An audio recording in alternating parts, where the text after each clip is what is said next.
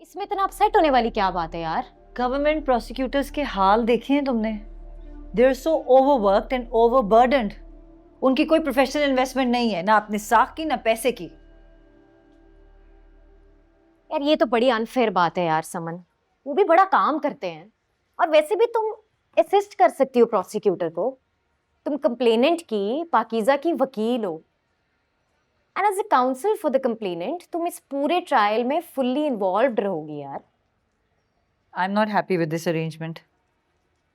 तुम और मैं हम दोनों जानते हैं कि जब भी कोई औरत दरखास्त देती है तो ऊपर से लेकर नीचे तक पूरे सिस्टम का क्या रवैया होता है।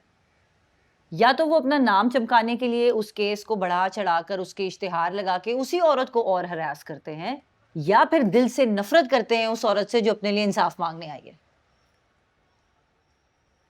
समन तुम बहुत गुस्से में रहने लग गई हो। उस दिन आसिम भी बता रहा था तुम हर वक्त उसे बातें सुना। तो कौन सी नई बात है? आता है मुझे गुस्सा जब भी मैं अपने सामने नाइंसाफी और जुल्म होता देखती हूँ। जब ये सिस्टम मुझे बेबस करने की कोशिश करता है तो आता है मुझे गुस्सा। आसिम कुछ ज्यादा ही मार्जिन देता है इस सिस्टम को, खामखा की रियायत। होती हूँ मैं फ्रस्ट्रेटेड यार, आता है मुझे गुस्सा, मैं क्या करूं? अरे श्योर यही बात है समन।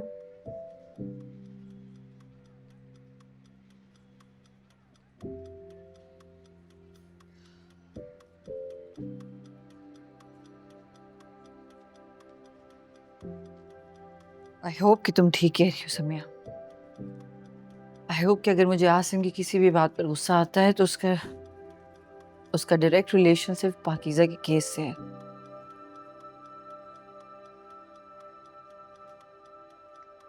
नूर भरी और जुबैर से नहीं।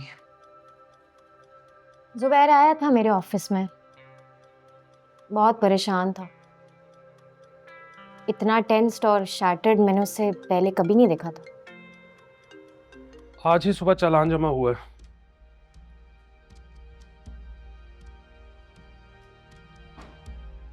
फिर जमानत कैंसिल नहीं हुई। क्योंकि प्रोसिक्यूटर ने दरखास्त नहीं दी होगी। समन किया था यासीन को, लेकिन वो नहीं आया। उसके वकील ने बताया कि वो सदमे में है और आज उसकी माँ का जुमेरात का ख़त्म वगैरह। अब उसको चालान की कॉपीज डिलीवर हो जाएंगी और सेकंड हियरिंग में चार्जेस फ्रेम हो सकते हैं। ऐसे सब डिले हो जाएगा आसिम। अगर प्रोसिक्यूटर आता रहा तो थर्ड हियरिंग में ट्रायल शुरू हो सकता है,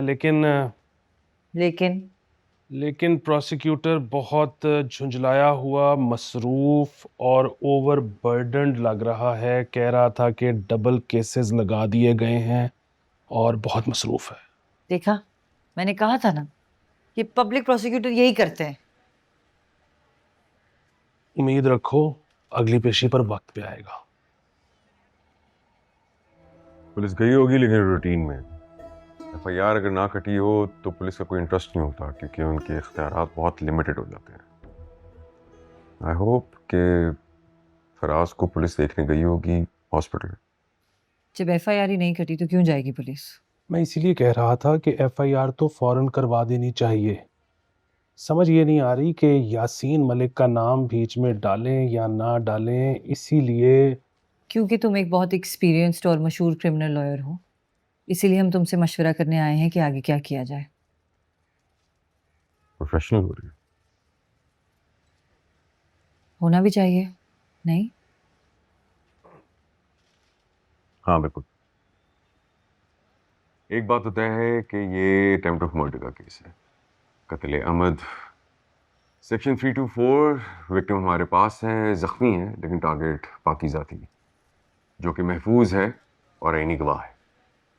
कत्ले आमद है पाकीज़ा ने, लेकिन देखा कुछ नहीं। वो वहाँ मौजूद ज़रूर थी, लेकिन गोली कहाँ से आई, किसने चलाई, वो कुछ नहीं जानती।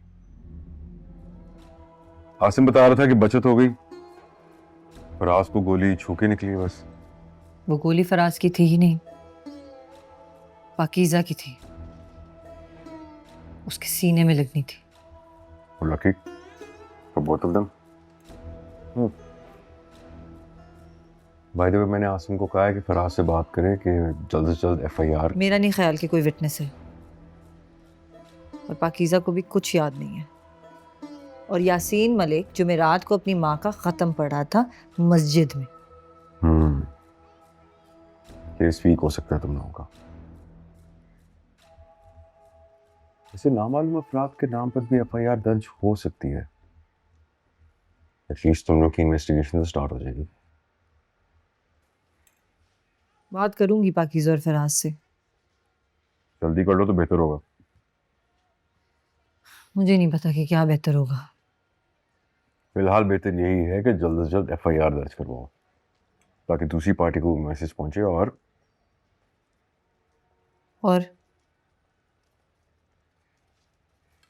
और ये कि आप घर चलें। You need to relax.